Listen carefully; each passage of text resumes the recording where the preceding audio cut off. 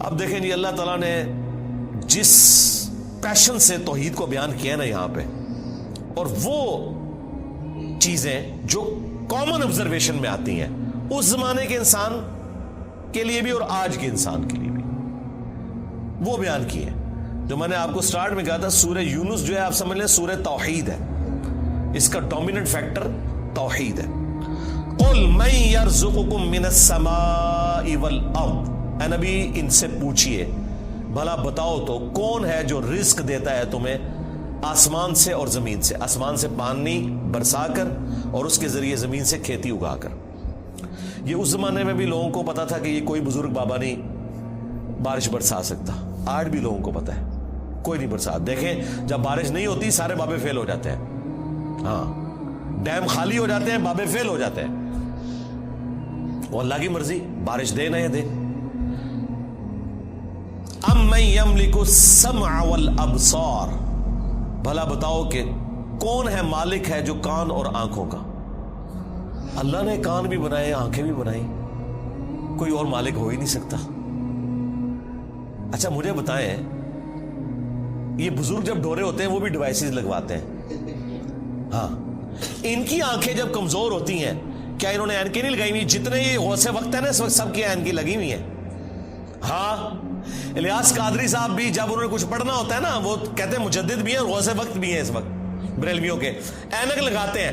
کیوں لگاتے ہو اینک؟ تم تو دلوں کے بھی چھپے ہوئے راز جانتے ہو، سامنے چیز آئی ہوئی نہیں پڑھ سکتے. ابھی تو انجینئر صاحب نے اپنا فارمولہ نہیں رکھا میکینیکل انجینئرنگ کا، مشین ڈیزائن کا. تم جو اردو میں لکھی ہوئی باتیں ہیں وہ بھی انگریز کی بنائی ہوئی اینک کے بغیر نہیں پڑھ سکتے. ہمیں تو کل تک کہتے تھے جی اگر انگریز ہوا میں اڑ سکتا ہے تو بابا کیوں نہیں اڑ سکتا؟ انگریز تو اڑ کے دستا ہے جہاز بہ کے، بابا بھی اڑ کے دسے مان لواں گے.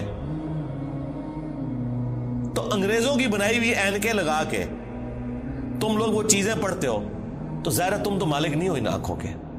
آج تک کسی بزرگ نے اپنی آنکھیں کمزور ہونے سے روکی ہیں؟ کوئی شخص اپنے بڑھاپے کو ٹال سکتا ہے؟ کوئی پیغمبر بھی نہیں ٹال سکتا اپنے بڑھاپے کو. بال سفید ہوئے تو ہو گئے، نظر کمزور ہوئی ہے تو ہو گئی ہے. تو یہ چیز ہے. اللہ تعالیٰ فرماتا ہے کہ پوچھ ان سے اے نبی صلی اللہ علیہ وآلہ وسلم کون مالک ہے کان کا اور آنکھوں کا. وَمَن يُخْرِجُ الْحَيَّ مِنَ الْمَيِّتِ، اور کون ہے جو مردے میں سے زندہ کو نکالتا ہے. بظاہر زمین مردہ ہوتی ہے اس میں سے زندہ کھیتی نکلتی ہے. بظاہر انڈا ہماری کامن آبزرویشن کے اعتبار سے مردہ ہوتا ہے، اس میں سے چوزا نکلتا ہے. ویسے تو وہ مردہ نہیں ہے لیکن قرآن چونکہ لٹریچر کی زبان میں کامن آبزرویشن پہ بات کر رہا ہے اس اعتبار سے تو وہ بظاہر ہل جل نہیں رہا. ایک بیج اس کے اندر زندگی ہے لیکن بظاہر مردہ ہے، اس میں سے 6 ارب گنا بڑا درخت نکلتا ہے. وَيُخْرِجُ الْمَيِّتَ مِنَ الْحَيِّ،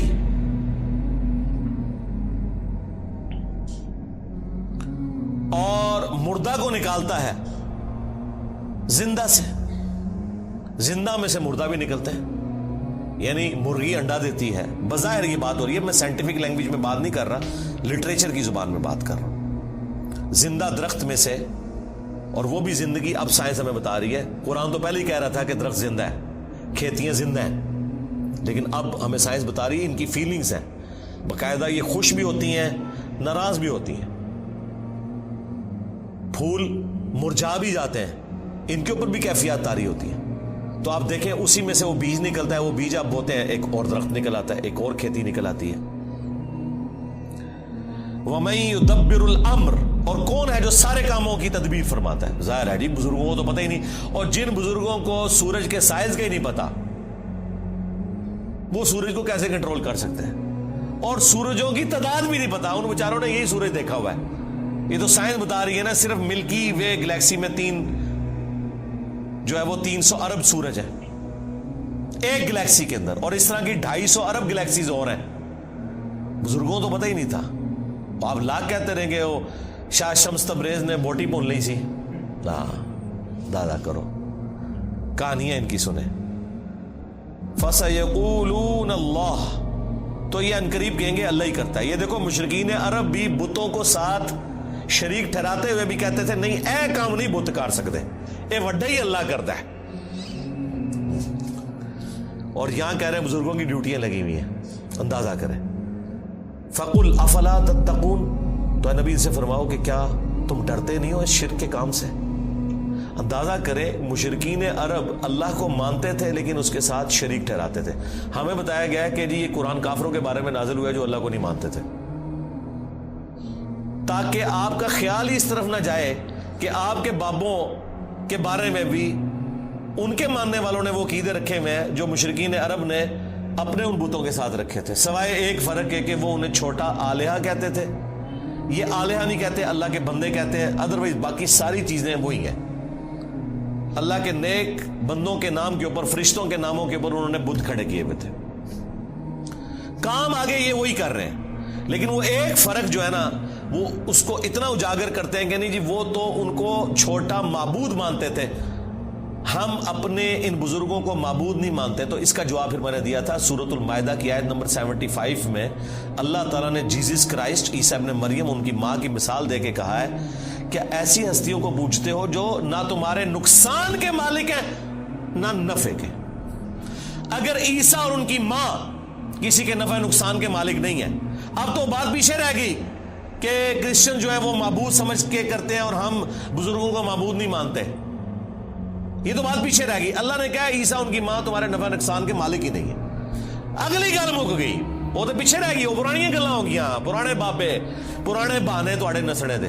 اگلی گل پڑھو، عیسیٰ اور ان کی ماں تمہارے نفع نقصان کے مالک نہیں ہے. اس پہ میں نے کہا تھا کہ اگر عیسیٰ ابن مریم تمہارے نفع نقصان کے مالک نہیں تو تواڈے بابے تو شاہی کوئی نہیں، عیسیٰ کے جیسا ہے ہی کوئی نہیں، عبد القادر جیلانی تو شاہی کوئی نہیں، ہاں مریم کے جیسا ہے ہی کوئی نہیں، رابعہ بصریہ تے شاہی کوئی نہیں. تو وہ آگے نہیں پڑھتے، کہتے ہیں پیچھے پڑھو، وہ عبادت کرتے سن. سرکار مان لیا، آگے پڑھو کہ عبادت کرتے تھے یا نہیں کرتے تھے. اللہ نے کہا ہے نفع نقصان کے مالک نہیں ہے، وہ اللہ ہی ہے.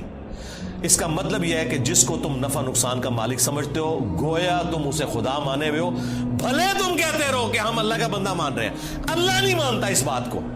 اس کے ثبوت میں سورۃ النمل کی آیت نمبر 62 ہے، امن یجیب المضطر اذا دعا ویکشف السوء وَيَجْعَلُكُمْ خُلَفَاءَ الْأَرْضِ أَإِلَٰهٌ مَّعَ اللَّهِ. بھلا بتاؤ تو کون ہے جو مصیبت اور پریشانی میں گھرے ہوئے شخص کی فریاد کو سنتا ہے اور اس سے اس کی تکلیف کو دور کر دیتا ہے اور تمہیں زمین پر اگلوں کا خلیفہ کرتا ہے. أَإِلَٰهٌ مَّعَ اللَّهِ، کیا اللہ کے ساتھ کوئی اور معبود بھی ہے جس کی یہ کوالٹی ہو؟ قَلِيلًا مَّا تَذَكَّرُونَ، بہت ہی کم نصیحت حاصل کرتے ہیں. اس آیت میں سورۃ النمل کی آیت نمبر 62 پارہ نمبر 20 کے پہلے صفحے پہ اللہ تعالیٰ نے واضح کہہ دیا کہ جس کے بارے میں تمہارا یہ عقیدہ ہے نا کہ تمہیں مصیبت اور پریشانی میں تمہاری تکلیف دور کر سکتا ہے، دعا میں تم اسے پکارو گویا تم نے اسے خدا مان لیا. وہ اگلے دن وہ پاپا جانی کہہ رہے تھے کہ ڈسپرین کی گولی اگر مشکل کشا ہے تو شیخ عبد القادر جیلانی نہیں. سرکار ڈسپرین کی گولی جب ہم کھاتے ہیں تو سر درد دور ہوتا ہے. عبد القادر جیلانی نو چٹ کے بھی ویکھ لو تھوڑا سر درد نہیں دور ہونا. ہاں ذہن میں رکھیے گا. اگر کوئی نہیں مانتا میں تھوڑی اور ورسٹ مثال دیتا ہوں. انہی کا جب پیشاب بند ہوا تھا تو آغا خان میں ان کا آپریشن ہوا تھا تو عبد القادر جیلانی کے مزار پہ اٹھا کے لے جاتے نا. ہاں وہ ڈاکٹروں نے ہی آپ کی ہیلپ کرنی ہے جب پیشاب بند ہوتا ہے. ایون عبد القادر جیلانی کا بھی پیشاب بند ہونا وہ بھی ڈاکٹر ہی علاج کرے گا، خود کوئی اپنا علاج نہیں کر سکتا. سیدھی سی بات ہے. تو مثالیں ہی دیتے ہیں ظاہری اسباب، ادویات، یہ اللہ تعالیٰ نے ان کے ساتھ چیزیں جوڑی ہوئی ہیں. تو میں نے ان کو اگلی مثال دی ہے کہ ویل مچھلی 1.5 گھنٹے تک اپنا سانس روک سکتی ہے. لے آؤ سارے بابے 1.5 گھنٹے ایسے سمندر ہی سٹیں گے انہوں نے. ظاہر ہے یہ کہتے ہیں نا کہ بزرگان دین جو ہیں وہ مطلب یہ انگریزوں سے بھی بہتر ہے تو جانوروں سے بھی بہتر ہو گئے، یا منو کہ تھوڑے سارے بابے ویل مچھلی تو بدتر نے. اڑنے کا نہیں کہہ رہے، اڑتے نہیں سکتے ہو، چلو ایسا روکا گے نا، جانتے چھوٹے نا.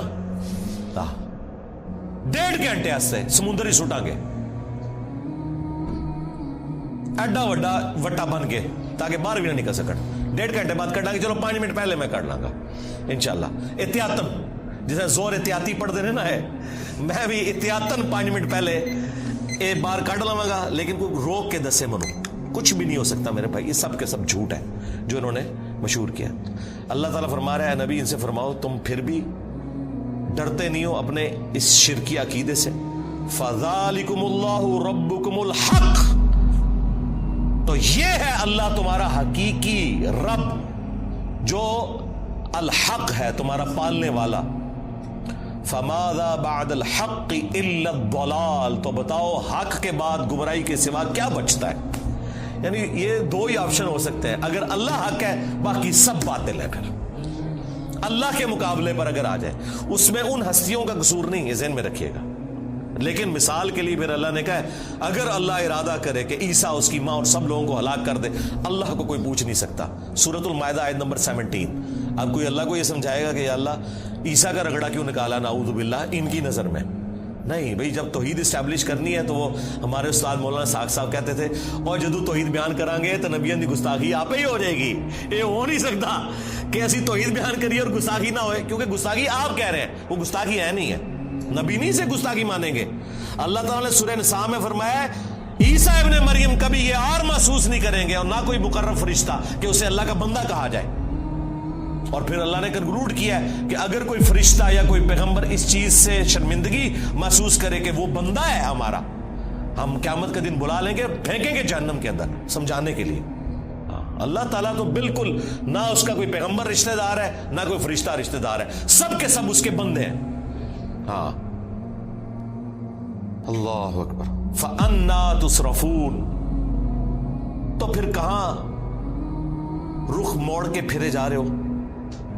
كَذَلِكَ حَقَّتْ كَلِمَةُ رَبِّكَ عَلَى الَّذِينَ فَسَقُوا أَنَّهُمْ لَا يُؤْمِنُونَ، بالکل اس طریقے سے ثابت ہو چکی ہے تمہارے رب کی بات ان لوگوں کے اوپر جو سرکشی کے اوپر اترے ہوئے ہیں کہ وہ کبھی بھی ایمان نہیں لے کر آئیں گے۔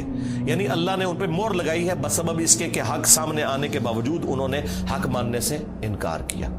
اللہم من احییتہ منا فاحیہ علی الاسلام ومن توفیتہ منا فتوفہ علی الایمان۔ سبحانک اللہم وبحمدک اشہد ان لا الہ الا انت استغفرک واتوب الیک وما علینا الا البلاغ المبین۔ جزاکم اللہ خیرہ۔